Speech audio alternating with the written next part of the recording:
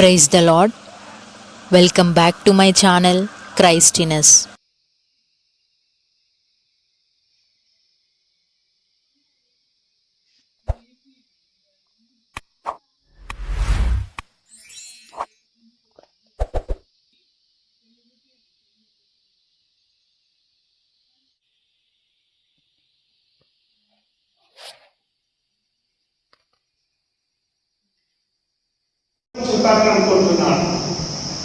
Yes, I want to tell you the real fact.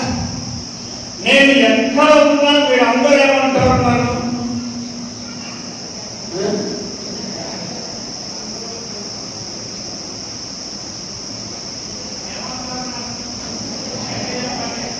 ఎక్కడున్నా బాగుండాలి అని. చచ్చిపోయినాక తండ్రి గారు చచ్చిపోయినాక కూడా గట్టి తప్ప అంటే నేను మీకు ఇచ్చేది ఏంటంటే మీరెవరైనా సరే నా చెయ్యెత్తి మిమ్మల్ని దీవించడానికి ఆల్తారికి వెళ్తా ఉన్నా. దేవుని స్తోత్రం చెప్పదా? హల్లెలూయా. ఎందుకో తెలుసా? దాని తర్వాత వచ్చిన యెషయా గ్రంథం 49వ అధ్యాయం. ప్రభువైన యెహోవా ఇలా సెలవిచ్చున్నాడు, నేను జనముల తట్టు నా చెయ్యి ఎత్తుచున్నాను, జనముల తట్టు నా ధ్వజం ఎత్తుచున్నాను. జనముల తట్టు నా ధ్వజం ఎత్తుచున్నాను. నా ధ్వజం. మీరు నా వైపు చూడాలి. ఎక్కడుంది ధ్వజము? గట్టి చెప్పండి. ధ్వజం అనేది వేరే, అవును కదా? మాట అనేటటువంటిది వేరే. జనముల తట్టు నా ధ్వజము ఎత్తుచు ఉన్నాను. ఎవరెత్తున్నారు? దేవుడైన యెహోవా చెబుతున్నటువంటి మాట. జనముల తట్టు నా ధ్వజమును ఎత్తుచు ఉన్నాను. వారి కుమారులను రొమ్మునాడించుకొని ఎవరు చెదరు? వారు నీ కుమారులను రొమ్మునాడించుకొని వచ్చెదరు. కొంతమంది ఒక ఉత్తరం రాశారు, కొన్ని సంతకాలు పెట్టి, రే నీ కొడుకు ఎక్కడున్నాడు రా? మీరు అలా అంటారని నా కొడుకు డైసిస్లో లేడు. దేవుని స్తోత్రం చెప్పాలి. ఎందుకో తెలుసా? మనకు ఎన్నో మార్గాలు ఉన్నాయి గవర్నమెంట్కి రావడానికి, అవునుగా? పుల్లూరు నుండి ఒక మార్గం ఉంది, మీకు తెలుసు లేదు? పుల్లూరు నుండి ఇంకొక మార్గం ఉంది, గార్ల నుండి ఒక మార్గం ఉంది, బలపాల నుండి ఒక మార్గం, అవునా? అమ్మ నుండి వస్తే, అమ్మపాల నుండి వస్తే, ఇన్ని దారులలో నుండి గవర్నమెంట్ వస్తాము. కానీ దేవుని దగ్గరికి మాత్రము ఒకే ఒక మార్గం. దేవుని స్తోత్రం చెప్పండి. హల్లెలూయా. మీరందరూ మంచి జ్ఞానవంతులు. నేను మీ అందరినీ అభినందిస్తున్నాను. పాపం టి విజయరాజ్ సార్ అని ఉంటారు గవర్నమెంట్లో. వారు ఉన్నారో లేదో తెలియదు ఇప్పుడు. వారు మంచి జ్ఞానవంతులు. బైబిల్ ఏముందంటే జ్ఞానము గలవానికి ఊహ దొరకదట. చెప్పండి.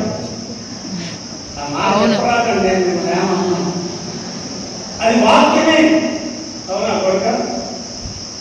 చెప్పు. ఎందుకు అడుగుతున్నాను తెలుసా?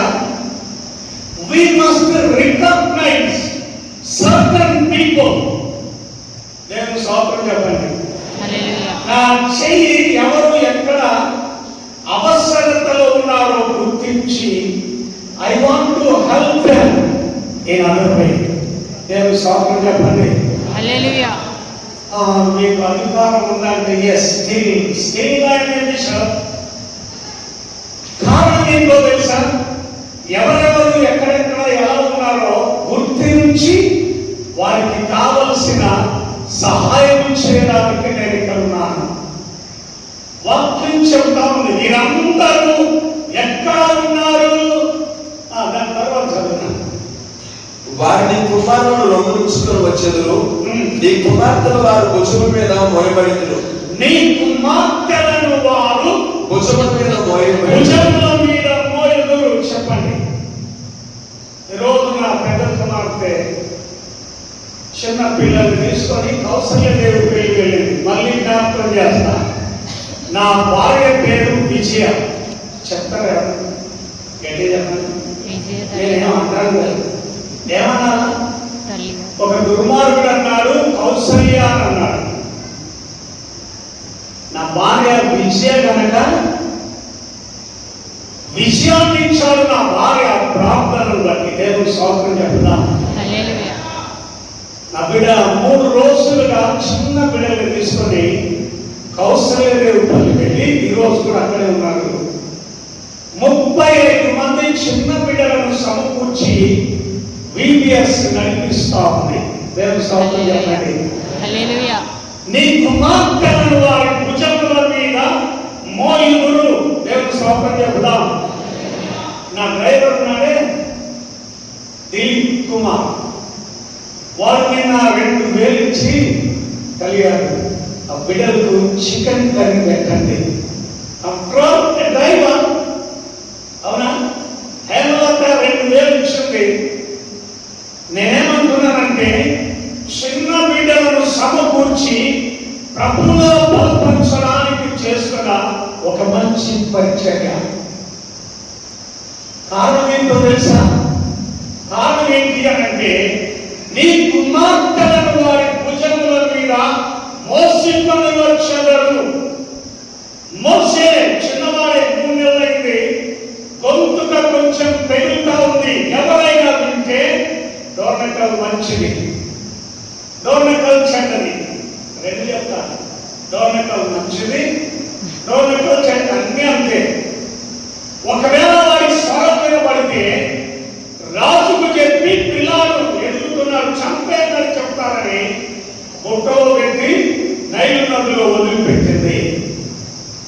ఏ రోజు బిడ్డ స్నానానికి వెళ్ళి ఆ బిడ్డ తీసుకుంది.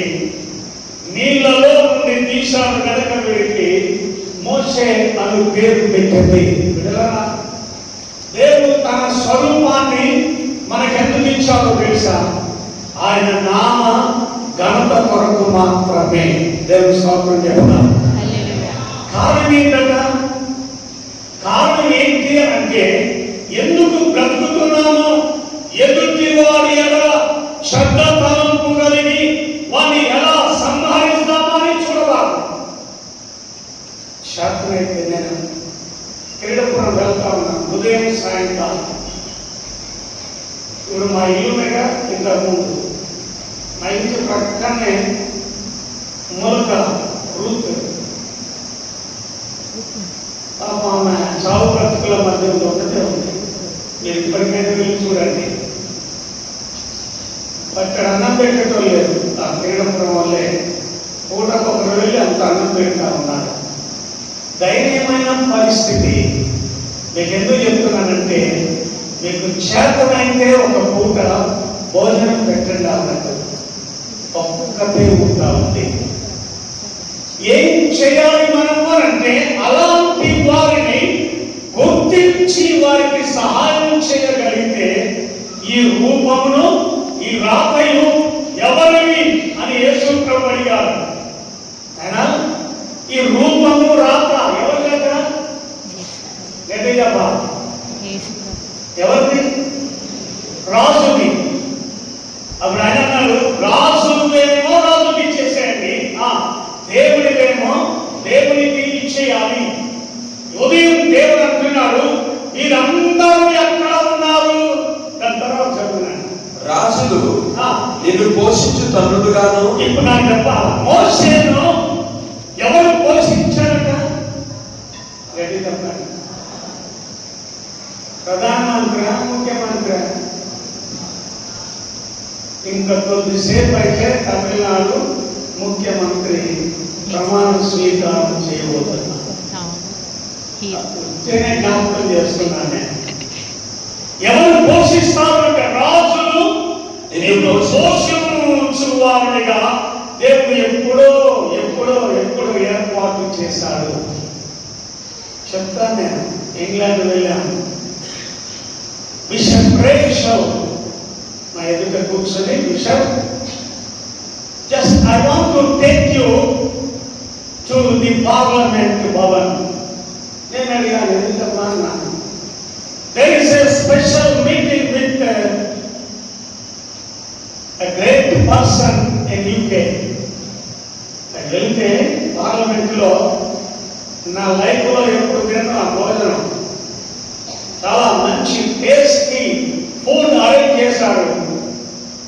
చార్లెస్ మా ముందు నుండి గుడ్ మార్నింగ్ షేక్ అని ఇవ్వలేదు కానీ అలా నా ముందు నుండి అలా వెళ్ళి అక్కడ కూర్చున్నారు. 1 hour నా మేమేమంటే this is the best time for us. ఆశీర్వాదకరమైన సమయం దేవుడు మనకి ఇచ్చాడు. కొన్ని స్థలాలలో మనం ఊహించకపోయినా దేవుడిచ్చే కృప. నేను 12 దేశాలు తిరిగాను. 12 దేశాలు తిరిగి ఏ దేశం పోవద్దు అనుకున్నాను, కానీ ఆ ఆహ్వానాలు వస్తా ఉన్నవి దైవ చిత్తం. నేను మిగిల్చేది ఏంటంటే రాజులు నిన్ను పోషించే దాదులుగా ఏర్పాటు చేస్తాడట. ఎందుకో తెలుసా?